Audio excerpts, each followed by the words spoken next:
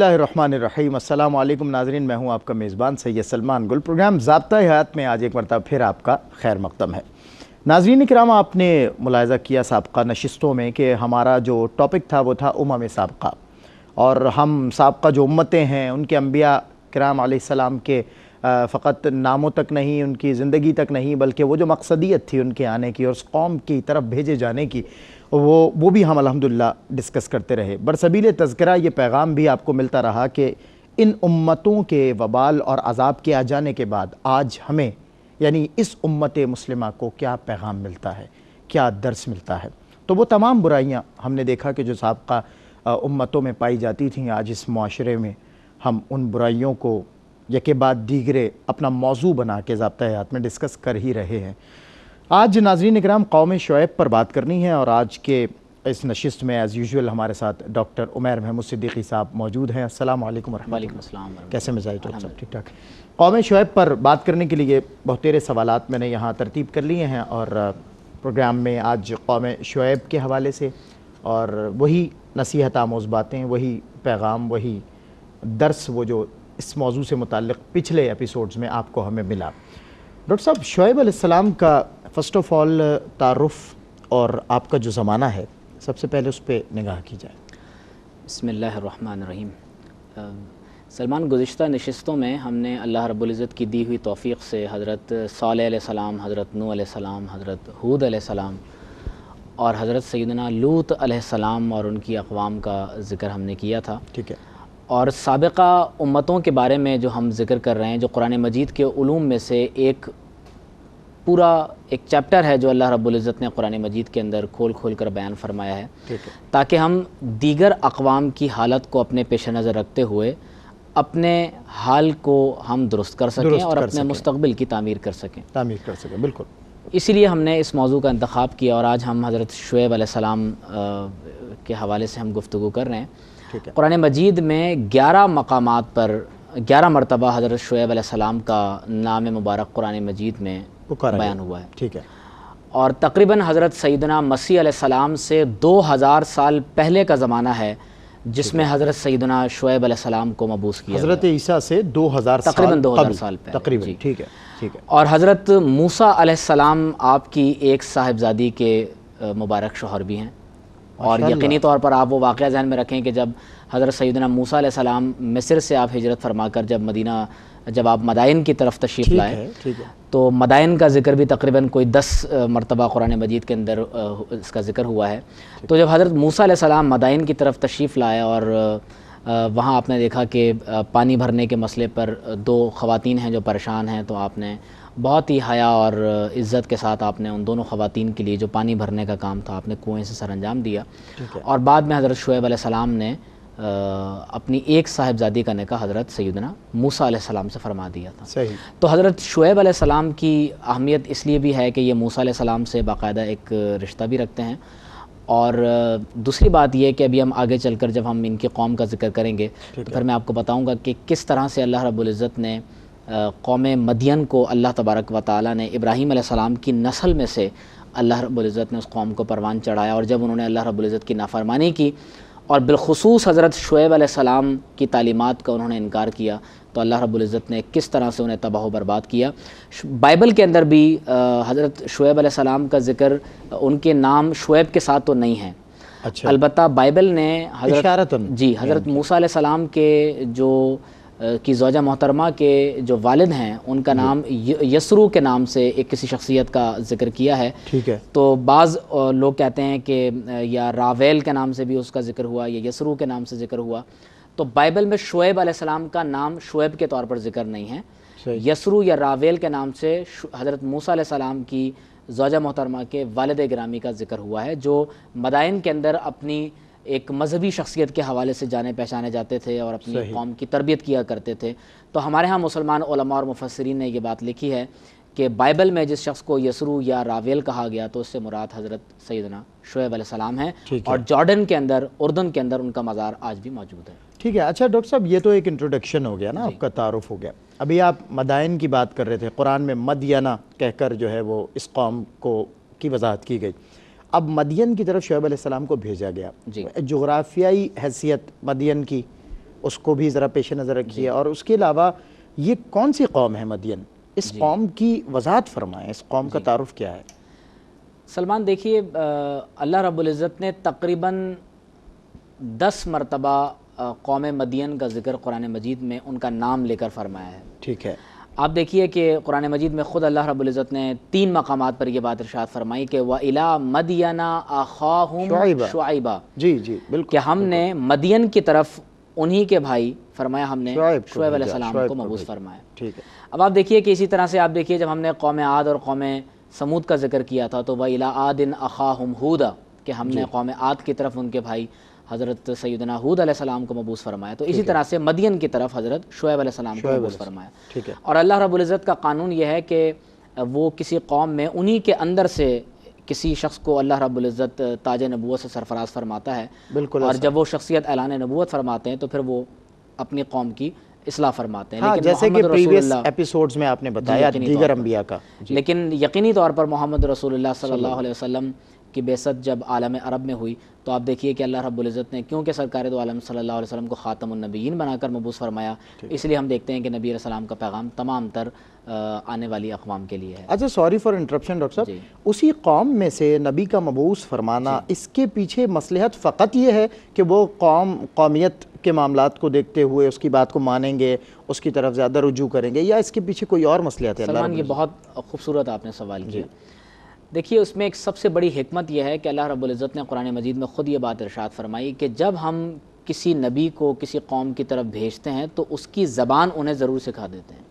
واہ. اب ظاہری بات ہے کہ حضرت شعیب علیہ السلام کو مدین کی طرف رسول بنا کر بھیجا گیا تو وہ انہی میں سے اس لیے مبعوث کیے گئے تاکہ وہ اپنی قوم کو اس انداز سے ایڈریس کر سکیں کہ وہ ان کی بات کو قبول بھی کر لیں. قبول کریں. اچھا, اسی طرح سے شاہ ولی اللہ محدث دہلوی رحمۃ اللہ علیہ نے جو اپنا نظریہ عصبیت بیان کیا ہے, تو اگر آپ اس کی ڈیپتھ میں جا کر آپ اس کی اسٹڈی کریں گے, جو حضرت امام ابن خلدون نے جو نظریہ عصبیت جو اپنی تاریخ کے اندر بیان کیا, جب آپ اس کی اسٹڈی کرتے ہیں تو اس سے ہمیں یہی بات معلوم ہوتی ہے کہ یہ جو اقوام کے اندر ایک قومی عصبیت پائی جاتی ہے, اس سے مراد وہ پریجوڈسڈ ہونا نہیں ہے جو ہمارے عام طور پہ سمجھا جاتا ہے. تو اس قومی عصبیت کی وجہ سے یہ بہت آسان ہو جاتا ہے کسی قوم کے لیے کہ وہ کسی کی بات کو قبول کر لے یا اس کا دفاع کرے. ٹھیک ہے. تو اس لیے آپ دیکھیں گے کہ جب شعیب علیہ السلام کا بھی نعوذ باللہ من ذالک ان کی قوم نے انکار کیا تو ان کی قوم نے بھی یہ بات کہی ہے کہ اگر تمہارا خاندان تمہارے ساتھ نہیں ہوتا تو ہم تمہیں شہید کر دیتے. تو لہذا ایک حفاظت کی آڑ بھی یہ بات بنتی ہے. قوم دفاع بھی کرے گی اور دوسری طرف یہ کہ وہ انہی کی زبان بولنے والے ہوں گے تو یقینی طور پر وہ اللہ کا پیغام بآسانی انہیں پہنچا سکیں گے. ٹھیک ہو گیا. اب آپ دیکھیے کہ حضرت ابراہیم علیہ السلام کی 3 ازواج مطہرات تھیں. ایک کا نام ہے حضرت سارہ, حضرت ہاجرہ, یہ دونوں معروف نام ہیں جو عمومی طور پر لوگوں نے سنے ہیں, اور ایک کا نام تھا حضرت قطورہ.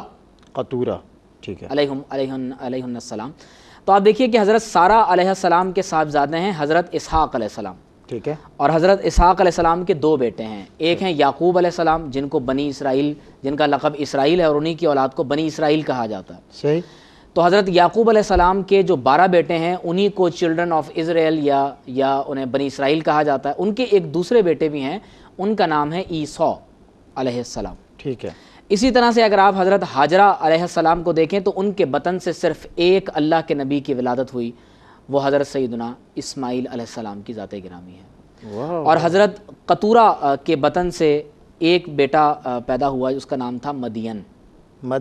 اور اسی کے نام پر اس قوم کو قوم مدین کہا جاتا ہے. اور سلمان, آپ نے جغرافیہ کی بات کی تو کیونکہ حضرت مدین جو ہیں یہ اسماعیل علیہ السلام کے سوتیلے بھائی تھے, تو اسماعیل علیہ السلام کو ابراہیم علیہ السلام نے مکہ مکرمہ میں آباد فرما دیا تھا. اب آپ اندازہ کیجئے کہ ابراہیم علیہ السلام کو ابو الانبیاء کہا جاتا ہے. ٹھیک ہے. تو ابراہیم علیہ السلام نے, آپ دیکھیے کہ عبادت کا جو پہلا مرکز تھا بیت اللہ, وہ اپنے ایک صاحبزادے حضرت سیدنا اسماعیل علیہ السلام کے ذریعے سے اس کو سر نو تعمیر کروایا. ٹھیک ہے. اور حضرت ابراہیم علیہ السلام نے حضرت اسماعیل علیہ السلام کے ذریعے سے وہاں پر ایک نئی نسل کو آباد فرمایا. ٹھیک ہے. اپنے دوسرے بیٹے حضرت اسحاق علیہ السلام کو آپ نے یروشلم کی طرف بھیج دیا, بیت المقدس کو ان کے اور ان کے خانوادے کے ذریعے سے آپ نے آباد فرمایا.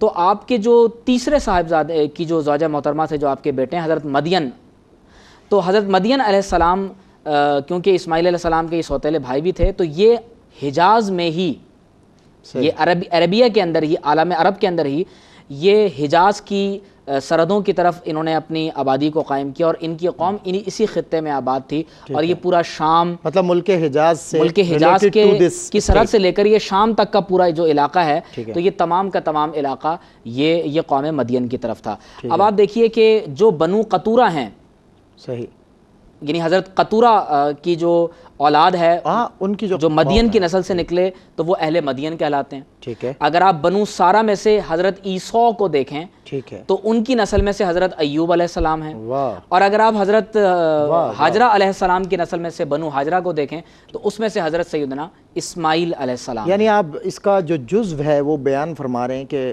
فرام دا بگننگ کہ کہاں سے. جی تو اس سے ہماری جو ویورز ہیں ان کے لیے سمجھنا آسان ہوگا کہ کس مقام پر کس نبی کو اللہ رب العزت نے مبعوث فرمایا. تو آپ دیکھیے کہ حضرت مدین بن ابراہیم, ٹھیک ہے, جو حضرت ابراہیم علیہ السلام کے قطورہ سے بیٹے ہیں, انہی کے نام پر اس نسل کو مدین کہا جاتا ہے اور اسی کو قوم مدین کہا جاتا ہے. تو انہی کے نام کی وجہ سے, کیونکہ اس زمانے کے اندر جو زمانے قدیم کے عرب تھے ان کا طریقہ یہ تھا, یا سامی قوموں کا, جب آپ سیمیٹک نیشنز کی آپ بات کرتے ہیں تو ان کا طریقہ یہ تھا کہ وہ اپنے بزرگوں کے نام پر ہی اپنے قبیلوں کے نام رکھ لیا کرتے تھے, اپنے بزرگوں کے نام پر ہی ان علاقوں کے نام رکھ لیا کرتے تھے. تو حضرت مدین کے نام پر اس جگہ کا نام بھی مدین پڑ گیا اور انہی بزرگوں کے نام پر اس قبیلے کا نام بھی مدین رکھا. کیا بات ہے. تو اسی لیے جو اللہ نے فرمایا کہ وَإِلَىٰ مَدْيَنَ أَخَاهُمْ شُعَيْبًا, تو مدین سے مراد حضرت مدین بن ابراہیم علیہ السلام کی نسل اور قوم مراد ہے. اب آپ نے یہاں پر پوچھا کہ اس قوم کے حوالے سے مزید میں کچھ تفصیلات جغرافیائی اعتبار سے یا میں آپ کو ان کے پیشے کے حوالے سے میں آپ کی گوش گزار کروں. آپ دیکھیے کہ جو قوم مدین ہے یہ بنیادی طور پر تاجر تھے. اچھا ٹھیک ہے. یہ بزنس کلاس سے یہ تعلق رکھتے تھے اور ان کا ایک بہت بڑا کاروبار, جو آپ نے سلمان پوچھا کہ کس چیز کی تجارت کیا کرتے تھے, تو یاد رکھیں کہ زمانے قدیم سے ہی یہ ہندوستان, یمن, عراق اور شام, یہ حجاز اور یہ تمام کا تمام جو ایریا ہے یہ ایک بہت بڑی شاہراہ تھی جو ان تمام تر خطوں کے اندر بسنے والے لوگوں کے لیے تجارتی شاہراہ کا بڑا کردار, اس میں کام جو ہے وہ کردار ادا کیا کرتی تھی. ٹھیک ہے.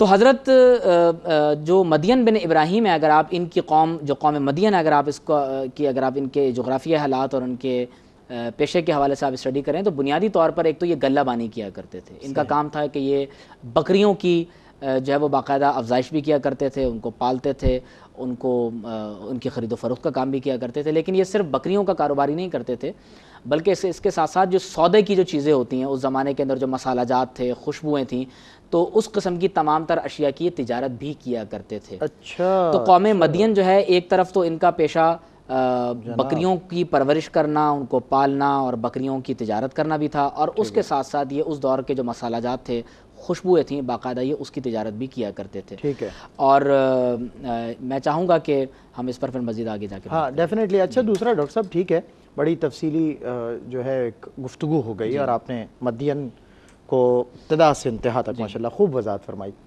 اصحاب الایکہ کا بھی قرآن میں ذکر ملتا ہے.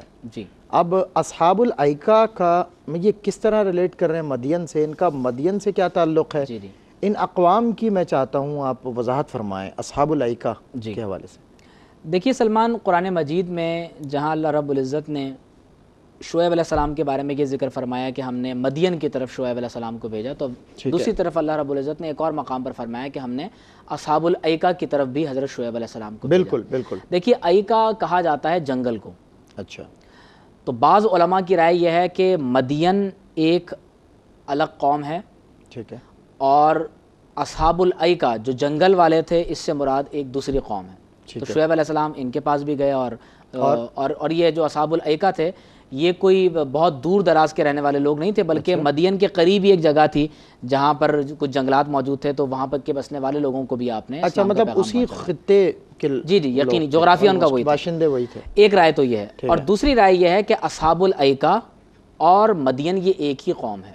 اچھا, کیونکہ اللہ رب العزت وہی ایک بات ہے کہ وہ ڈیفرنس سمجھ میں نہیں آ رہا کہ ایک ہی خطے پر وہ ایک قوم بستی, اور اس وقت آپ جس طرح پچھلے پروگرامز میں بیان کرتے ہیں کہ ایک قوم کا ایک خطہ ہوا کرتا تھا جغرافیائی اعتبار سے، جغرافیائی اعتبار سے، تو یہ ایک ہی قوم تھی، آپ نے ایک ریفرنس یہ بھی دیا. ٹھیک ہے.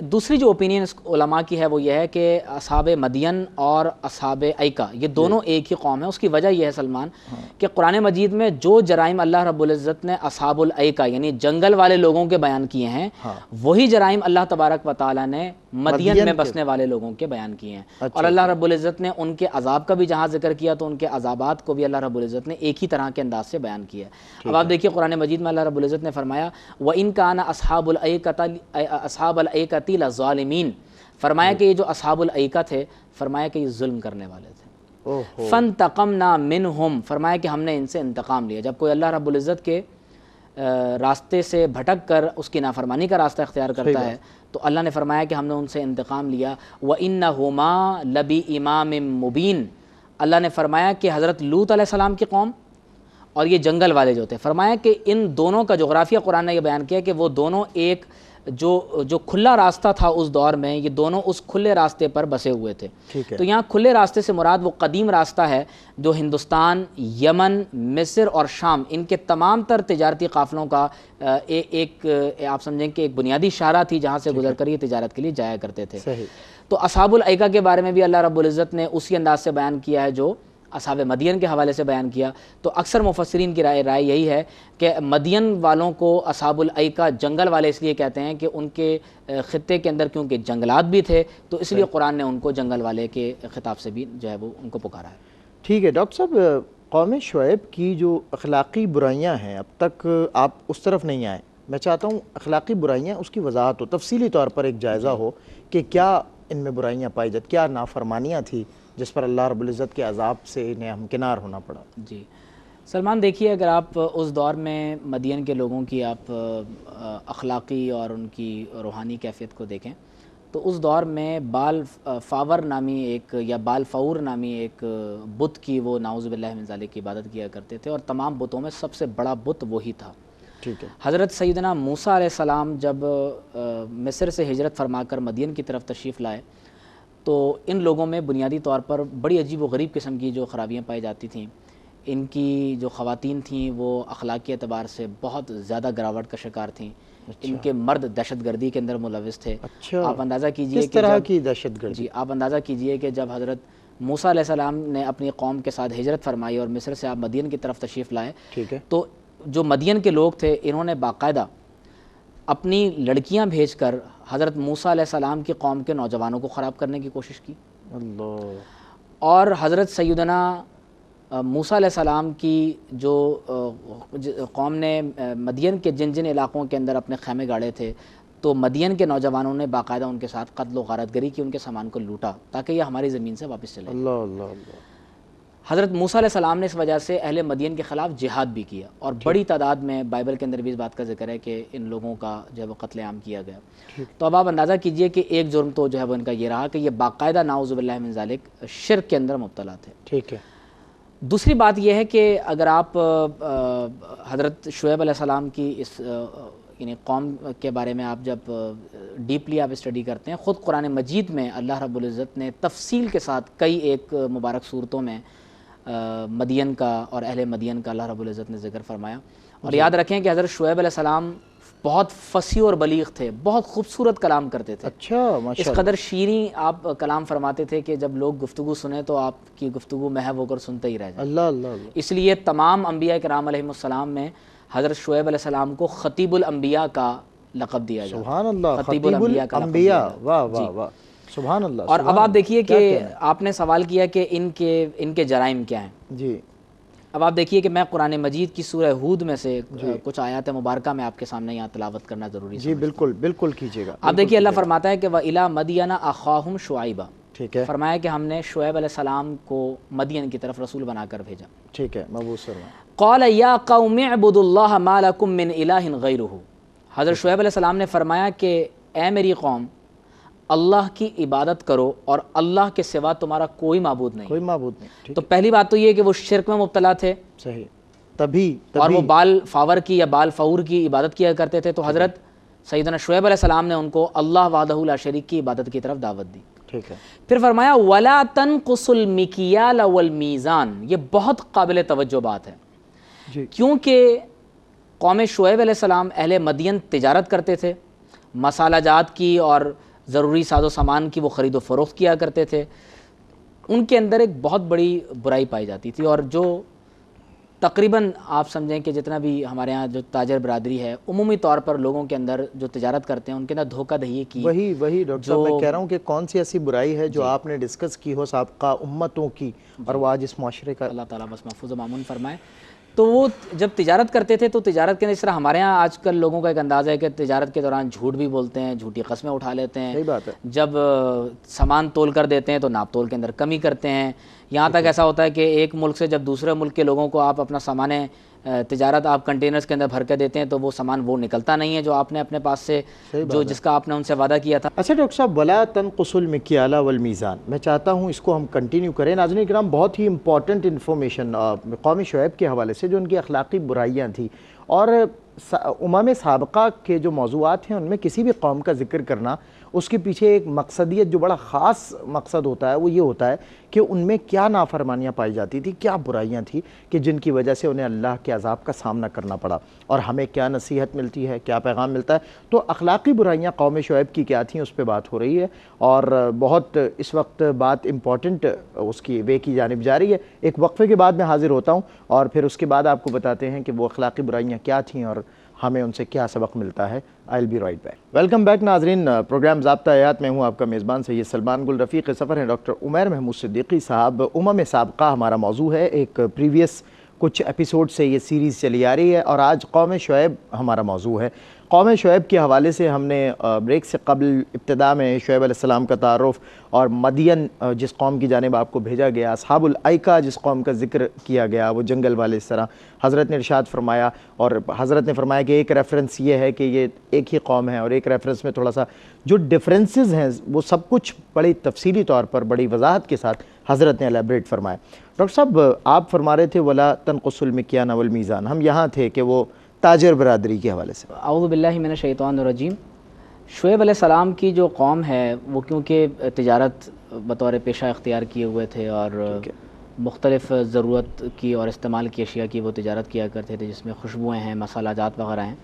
تو اللہ رب العزت نے، ہم ان کے جرائم کا ذکر کر رہے تھے، تو اللہ رب العزت نے پہلے تو یہ بات ارشاد فرمائی کہ حضرت شعیب علیہ السلام نے اپنی قوم سے فرمایا کہ اللہ کے سوا کسی اور کی عبادت مت کرو، کیونکہ وہ نعوذ باللہ من ذالک بتوں کی عبادت کیا کرتے. صحیح. دوسری بات اللہ رب العزت نے فرمائی کہ آپ نے ارشاد فرمایا وَلَا تَنْقُصُ الْمِكْيَالَ وَالْمِيزَانَ. ٹھیک ہے. آپ نے فرمایا کہ تم ناپ اور تول میں کمی مت کرو. ٹھیک ہے. عمومی طور پر ہم نے یہ دیکھا ہے کہ ہمارے ہاں وہ لوگ جو مختلف اشیاء کی تجارت کرتے ہیں، دکاندار جنہیں ہمارے ہاں عام لفظوں میں کہا جاتا ہے، مختلف طریقوں سے وہ چیزوں کو تول کر یا مختلف آلوں سے ناپ کر لوگوں کے ساتھ خرید و فروخت کرتے ہیں. صحیح. تو آپ دیکھیے کہ ہمارے ہاں اس کا عام طور پر خیال نہیں رکھا جاتا. مثلا ایک آدمی جب فروٹ تولتا ہے تو پھلوں کو تولتے ہوئے وہ جان بوجھ کے ترازو کو ذرا اپنی طرف ایسے رکھتا ہے کہ جو خریدار ہے اس کو صحیح اندازہ نہ ہو سکے کہ پھل صحیح تلے ہیں یا نہیں تلے. اس کے سامنے آنکھوں میں دھول جھونکی جاتی ہے، اس کی آنکھوں کے سامنے اسے کم تول دیا. جی. اسی طرح سے جو بانٹ ہوتے ہیں تو جو اوزان ہیں جن کی مدد سے اشیاء کو تولا جاتا ہے تو ان کے وزن جو ہے وہ برابر نہیں ہوتے. لکھا ہوتا ہے 1 کلو، حالانکہ وہ 1 کلو سے کم ہوتا ہے. تو اس طرح کی جو ہمارے ہاں غلطیاں ہیں وہ عام طور پر لوگوں کے اندر تاجر برادری میں پائی جاتی ہیں. تو اس سے یہ بات معلوم ہوئی کہ شعیب علیہ السلام کی قوم ایسی اشیاء کو بھی بیچتی تھی جس کو تول کر بیچا جاتا ہے. ٹھیک ہے. اور وہ ایسی اشیاء کی تجارت بھی کرتے تھے جن کو ناپ کر باقاعدہ مارکیٹ کے اندر خرید و فروخت کیا جاتا ہے. ٹھیک ہے. ٹھیک ہے. اور ہمارے ہاں بعض علماء کی رائے یہ ہے کہ دنیا کی معلوم تاریخ میں جو سب سے پہلی تاجر پیشہ قوم ہے وہ قوم مدین ہی ہے. اچھا، یعنی سب سے پہلی تاجر پیشہ، سب سے پہلے تاجری، یہ جو تاجر پیشہ جو قوم تھی وہ جس نے باقاعدہ جو ہے یعنی اتنے بڑے پیمانے پر جو ہے وہ تجارت وغیرہ کا سلسلہ کیا، تو وہ حضرت مدین، حضرت شعیب علیہ السلام، یعنی آغاز یہاں سے ہوا. ٹھیک ہے. ٹھیک ہے. تو اب آپ اندازہ کیجئے کہ قرآن مجید میں اللہ نے فرمایا کہ حضرت شعیب علیہ السلام فرماتے ہیں کہ انی اراکم بخیر، فرمایا تمہارے پاس مال بہت ہے. اچھا، تمہارے پاس مال بہت ہے، اس کے باوجود تم لوگوں کو ناپ تول کے اندر تم کمی کرتے ہو. فرمایا وَإِنِّي أَخَافُ عَلَيْكُمْ عَذَابَ يَوْمٍ مُحِيطٍ، فرمایا کہ مجھے ڈر ہے کہ تم پر اللہ رب العزت کا ایک ایسا دردناک عذاب نازل ہو جو تمہیں چاروں اطراف سے اپنے اپنے ارد گرد گھیرے میں لے لے. فرمایا وَيَا قَوْمِ اے میری قوم أَوْفُوا الْمِكْيَالَ وَالْمِيزَانَ بِالْقِسْطِ. بہت قابل غور بات ہے. ایک لفظ ہے عدل جناب, ایک ہے انصاف اور ایک ہے قسط. قسط, ان تینوں کا معنی سمجھنا ضروری ہے. جی. عدل کیا ہے کہ ہر چیز کو اس کے مقام اور محل کے مطابق جتنی وہ اس کی حقدار ہے اس کو اس کا مقام دے دیا جائے, اعتدال کے ساتھ. یہ عدل کہلاتا ہے کہ آپ ہر شے کو جو جس چیز کا مستحق ہے اس کو وہ چیز دے دی جائے. ٹھیک ہے. انصاف یہ ہے کہ کسی شے کو آدھا تقسیم کر دیا جائے, بالکل برابر. اور قسط سلمان یہ ہے کہ عدل کیا جائے اور ایسا عدل کیا جائے اور ایسا عدل کیا جائے کہ نظر آ جائے. کیا بات ہے, کیا بات. اسی لیے ترازو سے جب دو چیزوں کو تول کر برابر کیا جاتا ہے تو اس میں عدل نظر آتا ہے کہ آپ نے ہر شے کو اس کا مقام دے دیا ہے, اس لیے اسے قسط کہتے ہیں.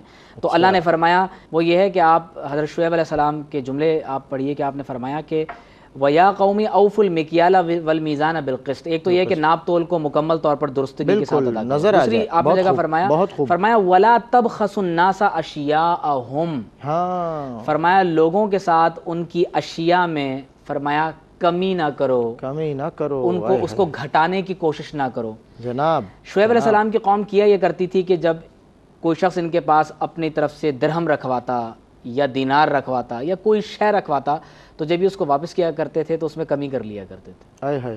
بعض علماء نے لکھا کہ اس سے مراد ان کا سود پر جو اشیاء کو کا جو لین دین کرنا ہے اس سے وہ بھی مراد ہے, کیونکہ سود کے اندر بھی الٹیمیٹلی ہوتا ہی ہے کہ اگر کوئی شخص آپ کے ساتھ لین دین کرتا ہے تو آپ اگر الٹیمیٹلی آپ اس کو دیکھیں تو جو سود خور ہوتا ہے وہ لوگوں کے مال کو, خون پسینے کی کمائی کو لوگوں کو اپنی تجوری کے اندر بھر لیتا ہے اور لوگوں کا جو مال ہے اس میں کمی واقع ہوتی ہے.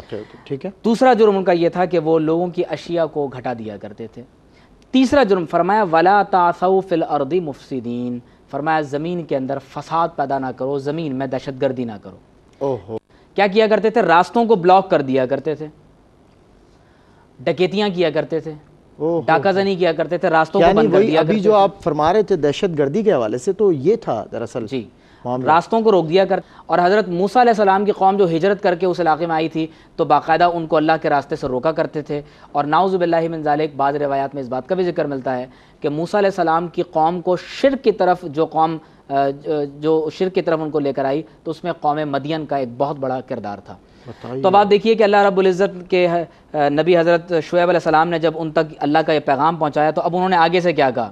اب آپ ان کی بات سنیے. کہنے لگے قالوا یا شعیب, کہنے لگے کہ اے شعیب الصلاۃ تأمرک ان نترک ما یعبد آباؤنا, کہ اے شعیب کیا تمہاری جو نماز ہے, تم جو نمازیں پڑھنے کا ہمیں حکم دے رہے ہو, جی اس کا مطلب یہ ہوا کہ نماز شعیب علیہ السلام کی قوم پر بھی فرض تھی. کیا بات ہے. اس سے نماز کی فرضیت کی اہمیت کا بھی اندازہ ہوتا ہے, اہمیت اور اس کی ایک تاریخ ملتی ہے کہ نماز اللہ کے ہر نبی پر فرض کی گئی. ٹھیک ہے.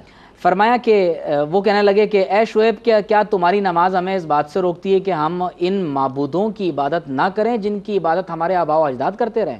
جی ایک بات.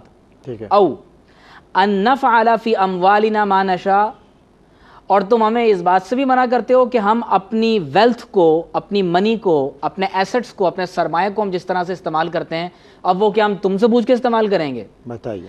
سلمان یہ وہ جواب ہے جو ہمارے ہاں آج کی ماڈرن ورلڈ کے اندر جناب وہ ہر مسلمان جگہ سنائی دیتا ہے. وہ مسلمان جنہیں ہم سود کے لین دین سے منع کرتے ہیں, جناب وہ ریاستیں جن کو ہم اللہ رب العزت کے کلام پاک کو پڑھ کر ہم سنا کر ان کو اللہ کے خوف سے ڈرانا چاہتے ہیں کہ سود کا لین دین مت کرو, رشوت کا لین دین مت کرو, اپنے مال کو دیکھ کر کسی کے عدل اور انصاف کو نہ خریدو اور حرام کاری کی طرف نہ جاؤ. تو اس کا جواب یہ ہوتا ہے کہ بھئی کیا اب آپ ہمیں بتائیں گے کہ ہم اپنا پیسہ کیسے خرچ کریں گے؟ بالکل. میں آپ کو ایک اور بات بتاتا ہوں واضح طور پہ. آج اگر آپ کسی کو ڈرانے کے لیے جملہ کہتے ہیں جو بہت زیادہ کہا جاتا ہے, یار تمہیں مرنا نہیں ہے, تمہیں اللہ کا خوف نہیں ہے, تو سامنے والا اپنی برائی کو ایکسیپٹ کرنے کے بجائے, سمجھنے کے بجائے جواباً آپ کو یہ کہتا ہے آپ کو نہیں مرنا, بجائے اس کے کہ وہ اس سے ڈر جاتا ہے اور مجھے اپنی قبر میں جانا ہے, آپ اپنی قبر کے فکر کریں. بتائیے. تو اب آپ اندازہ کریں کہ انہوں نے شعیب علیہ السلام کا نعوذ باللہ من ذالک جو رد کیا تو کہنے لگے کہ اے شعیب ہم تو اس بات کو پسند نہیں کرتے کہ تم ہمارے اموال سے متعلق بھی تم ہمیں جو ہے وہ تم ہمیں گائیڈ لائن دینا شروع کرو. اب آپ اندازہ کیجئے کہ شعیب علیہ السلام کی قوم میں جو فساد پایا جاتا ہے وہ معاشی نظام کے اعتبار سے. سلمان میں بہت اہم بات آپ سے یہ کہہ رہا ہوں. جی. شعیب علیہ السلام کی قوم میں جو فساد پایا جاتا تھا وہ بنیادی طور پر معاشی نوعیت کا فساد تھا اور دوسری طرف وہ معاشرتی نوعیت کا فساد تھا کہ وہ زمین میں فتنہ اور فساد برپا کر رہے تھے. تو لہٰذا آپ اندازہ کیجئے کہ وہ قوم جس نے لین دین میں ناپ تول میں کمی کی، قرآن میں اللہ نے فرمایا کہ ویلن، ویل ہے، ویل جہنم کی ایک گھاٹی ہے جہاں پر جہنمیوں کے تمام تر زخموں کا پانی، پس اور پیپ ایک جگہ پر جمع ہوتا ہے، نعوذ باللہ من ذالک. مجھے بالکل اور یاد یہ ہے، سب سے ادنا ترین طبقہ ہے. جی رمضان میں مجھے بالکل یاد ہے ٹرانسمیشن میں جہنم کا ذکر ہوا اور آپ نے جی میں نے اس بات کا ذکر بھی کیا تھا. تو اب سلمان آپ اندازہ کیجئے کہ قرآن مجید میں جب اللہ رب العزت فرماتا ہے کہ ویلن، ویل ہے، کس کے لیے فرمایا؟ للمطففین، جو ناپ تول میں کمی کرنے والے ہیں. قرآن مجید میں پوری ایک سورت اللہ رب العزت نے مطففین کے نام سے نازل فرمائی ہے، ان لوگوں کے لیے جو ناپ تول میں کمی فرماتے ہیں، ناپ تول میں کمی کرتے ہیں. وعید. اب آپ اندازہ کیجئے کہ جب حضرت شعیب علیہ السلام نے اپنی قوم کو ڈرایا تو فرمایا کہ اے میری قوم کے لوگوں، تم وہ یاد کرو جو نوح علیہ السلام کی قوم کے ساتھ ہوا، کس طرح سے طوفان نوح کے اندر ان کی قوم کو غرق کر دیا گیا. فرمایا تم قوم ہود اور قوم صالح کو یاد کرو، کس طرح سے عاد اور سمود کے اوپر تم دیکھو کہ اللہ رب العزت نے اپنا ہواؤں کا اور طوفانوں کا عذاب نازل فرمایا، ایک چنگھاڑ ان کی طرف آئی اور وہ اپنے گھروں میں اوندھے منہ پڑے کے پڑے رہ گئے. پھر فرمایا کہ وما قوم لوط منکم ببعید، فرمایا لوط علیہ السلام کی قوم تو ابھی کچھ عرصے ہی پہلے تم سے قریب کے زمانے میں گزری ہے، تم نے ان کا حشر نہیں دیکھا، ہسٹری بھی جانتے ہو، اور ہم نے سابقہ پروگرام بھی ہم نے لوط علیہ السلام کے موضوع پر کیا. تو اب آپ اندازہ کیجئے کہ آپ نے فرمایا کہ اللہ سے استغفار کرو، توبہ کرو، وہ معاف فرمانے والا ہے، وہ بہت محبت کرنے والا ہے. لیکن انہوں نے کیا جواب دیا؟ کہنے لگے قالوا یا شعیب، کہنے لگے کہ اے شعیب ما نفقہ کثیرا مما تقول، کہنے لگے کہ یہ جو آپ باتیں کر رہے ہیں نا، یہ ہماری سمجھ میں نہیں آ رہی ہیں. استغفر اللہ. اب آپ اندازہ کیجئے کہ ہر دور میں جب اللہ کا نبی یا نبی کے نائب اللہ کے رسول کی تعلیمات کو آگے پہنچاتے ہیں، کس تکلیف کا سامنا ہوتا ہے پیغمبر. تو اب آپ اندازہ کیجئے سلمان کہ وہی جواب ہیں جو سرکش لوگ ہر دور میں دیتے چلے ہر ہیں. دور میں دیتے چلے. ایک دفعہ کہنے لگے کہ جناب ہم تو اپنے مال کے استعمال میں آزاد ہیں، میں جس طرح چاہوں اپنا مال استعمال کروں. اے شعیب تم کون ہوتے ہو نعوذ باللہ کہ تم مجھے ڈائریکٹ کرو گے کہ میں اپنے اموال کو کیسے استعمال کروں. اس سے یہ بات بھی ہمیں معلوم ہوتی ہے کہ وہ لوگ جو یہ اعلان کرتے ہیں کہ نعوذ باللہ من ذالک اللہ کے نبی صرف آپ کو نماز، روزہ، حج، زکوٰۃ کا طریقہ بتانے کے لیے آئے ہیں، ایسا ہرگز نہیں ہے. نبی کی تعلیم ایک مکمل ضابطہ حیات ہوتی ہے جو زندگی کے ہر شعبے میں آپ کو ہدایات فراہم کرتا ہے. اور شعیب علیہ السلام اپنی قوم کا معاشی نظام درست کر رہے ہیں، اور انہی کی نافرمانی کی وجہ سے کہ انہوں نے اپنے معاشی نظام میں جو معاشی دہشت گردی کے وہ مرتکب ہو رہے تھے، جب انہوں نے اس کی اصلاح نہیں کی تو اللہ رب العزت نے ان پر اپنا عذاب نازل فرمایا. تو اب آپ اندازہ کیجئے کہ حضرت شعیب علیہ السلام نے فرمایا کہ جب شعیب علیہ السلام کا انہوں نے کہنا نہیں مانا تو اللہ فرماتا ہے کہ وَلَمَّا جَاءَ أَمْرُنَا نَجَّيْنَا شُعَيْبًا وَالَّذِينَ آمَنُوا مَعَهُ، فرمایا جب ہمارا عذاب آنے لگا تو ہم نے شعیب علیہ السلام اور ان کی قوم کو ہم نے محفوظ و مامون رکھ لیا.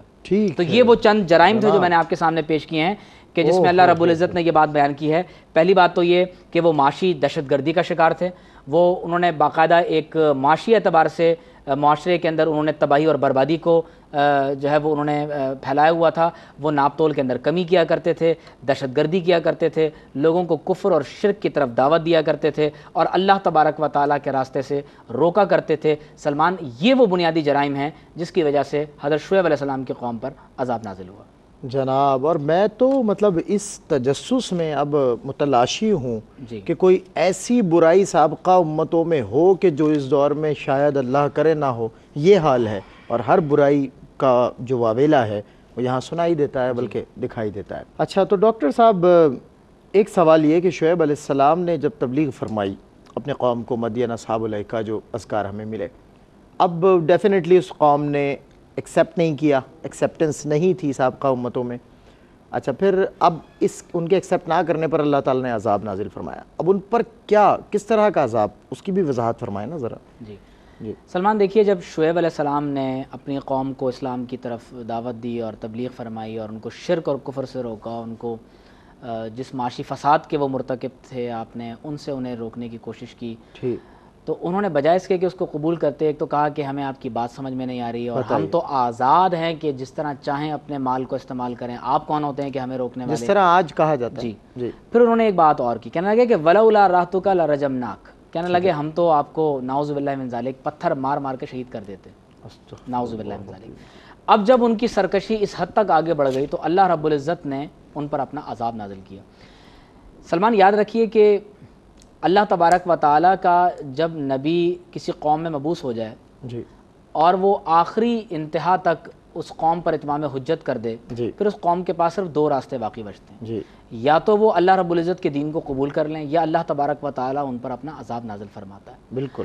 اب آپ اندازہ کیجئے کہ اللہ رب العزت نے ایک مقام پر فرمایا کہ وَلَمَّا جَاءَ أَمْرُنَا، جب ہمارے عذاب کا وقت آ گیا تو نَجَّيْنَا شُعَيْبًا وَالَّذِينَ آمَنُوا مَعَهُ، تو فرمایا ہم نے شعیب علیہ السلام کو نجات عطا فرمائی، ان کو بچا لیا، اور ان لوگوں کو بھی جو صاحبان ایمان تھے اور شعیب علیہ السلام کے ساتھ ایمان لے آئے۔ پھر آگے فرمایا بِرَحْمَةٍ مِنَّا، فرمایا یہ نجات کیسے ملی؟ فرمایا ہماری رحمت کی وجہ سے۔ سبحان اللہ، سبحان فرمایا ان پر عذاب کیا آیا؟ فرمایا وَأَخَذَتِ الَّذِينَ ظَلَمُوا، فرمایا جن لوگوں نے ظلم کیا ان کو آ پکڑا کس چیز نے؟ فرمایا الصیحہ، فرمایا ایک شدید ترین چنگھاڑ اور ایک آواز نے، فَأَصْبَحُوا فِي دِيَارِهِمْ جَاثِمِينَ، فرمایا وہ اپنے گھروں میں اوندھے منہ پڑے کے پڑے رہ گئے۔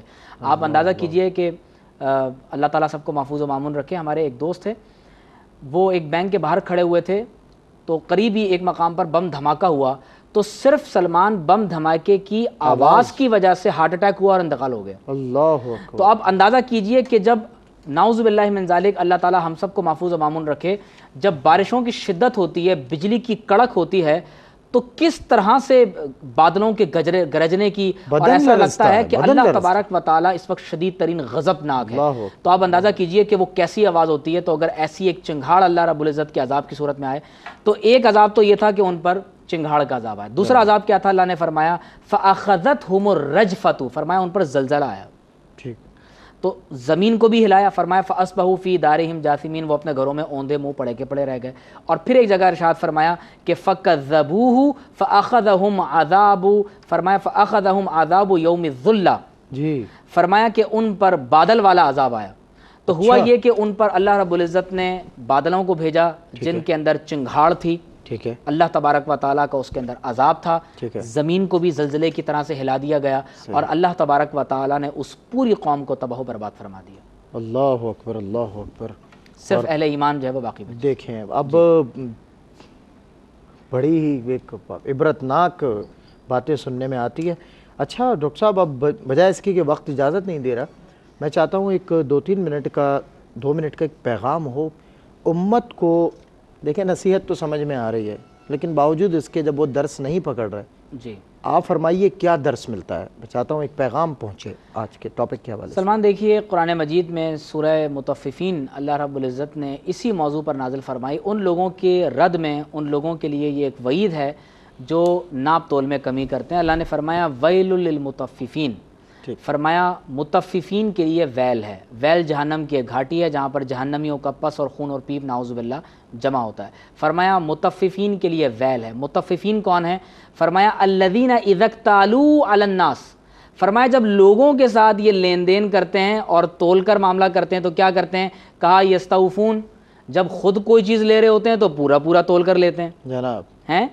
فرمایا وَإِذَا كَالُوهُمْ أَوْ وَزَنُوهُمْ، اور جب خود اپنی کوئی چیز لوگوں کو ناپ تول کے بعد بیچتے ہیں تو فرمایا یخسرون، اس میں کمی کر دیتے ہیں۔